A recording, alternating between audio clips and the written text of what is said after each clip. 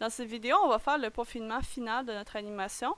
Donc la première des choses, c'est que notre balle a rebondi sur place, mais on va faire pour que la balle rebondisse sur une distance. La première des choses, c'est qu'on va prendre le contrôleur bleu et juste à côté dans notre menu, on va aller dans Motion et on va appuyer sur Motion Path. Ce qui est supposé apparaître, c'est une ligne comme ça. C'est vraiment juste la version visuelle du mouvement de la balle. Et si on va dans Graph Editor et on ouvre le panneau Curve Editor, on va voir ça. Donc ça, c'est vraiment les arcs des rebondissements de notre balle. Mais nous, ce qu'on a besoin en ce moment, c'est d'aller dans les positions en hits. La première des choses que vous allez voir, c'est que peut-être dans votre situation, c'est qu'il va y avoir plusieurs petites keyframes comme ça blanches. Si c'est le cas, faites juste tout enlever à part les deux aux extrémités. Et ensuite, on va les sélectionner. Et il y a plusieurs options sur comment on peut mettre notre curve. Mais nous, on va aller en linéaire. Ce que ça va faire, c'est que ça va faire un mouvement constant dans une direction. C'est ça qu'on veut. Et ensuite, il va y avoir un petit icône juste à côté en haut, Move Keys. Mais nous, on veut juste bouger notre pause-clé vers le haut. Et ça va l'aider à juste barrer au cas où est-ce qu'on ferait une erreur puis qu'on la bougerait trop loin. Donc, on prend ça et on va tranquillement la monter. Et ensuite, on va regarder ce que ça fait. Donc là, c'est encore vraiment pas assez loin. Donc, on va encore la monter. Encore un peu. On commence vraiment à voir la distance. Donc ça, je crois que ça va aller. Donc ça, c'est le résultat déplié de notre mouvement. Après ça, on va améliorer en tant que tel les arcs de nos rebondissements de notre balle. Donc ce qu'on va faire, c'est qu'on va aller encore dans le Curve Editor et on va sélectionner la position en Z. Ça, vous vous souvenez, on a utilisé ça pour les rebondissements de la balle en tant que tel. Donc on va avoir ça sur notre Graph Editor.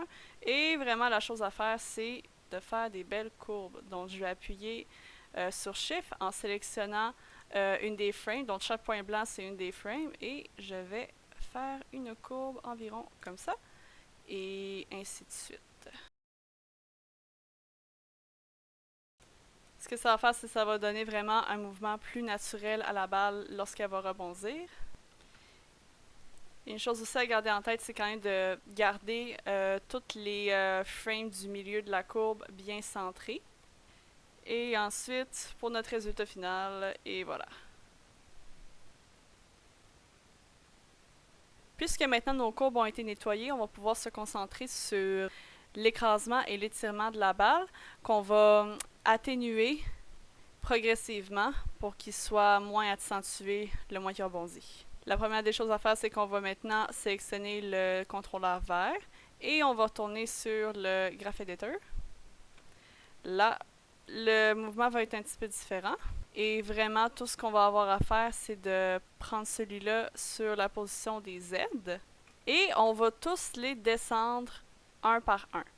Donc, au deuxième, on va juste tout simplement le baisser. Et même qu'en même temps, on peut tous les sélectionner et tous les descendre en même temps. Juste pas oublier de prendre le mouvement clé seulement de haut en bas.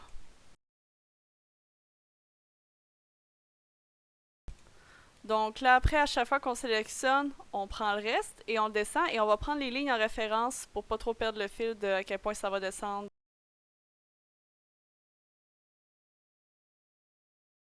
Je vais faire aussi pareil avec ceux-là du bas. Donc là, on va les remonter. Et voilà, j'ai nettoyé ma courbe pour les étirements et les écrasements. Donc là, on va vraiment voir que ça va être moins intense à la fin. La dernière des choses à faire qui est simple, ça va être la rotation. On va prendre le contrôleur rouge pour cette fois-ci. Et ensuite, on va simplement, à la fin, je vais sélectionner la partie jaune du contrôleur et je vais la faire tourner jusqu'à environ 720. Ça veut dire 2 tours. Donc la pression, on va regarder. Et voilà. Donc félicitations, vous avez réussi à animer votre première balle en 3D. Il reste juste à faire le rendu.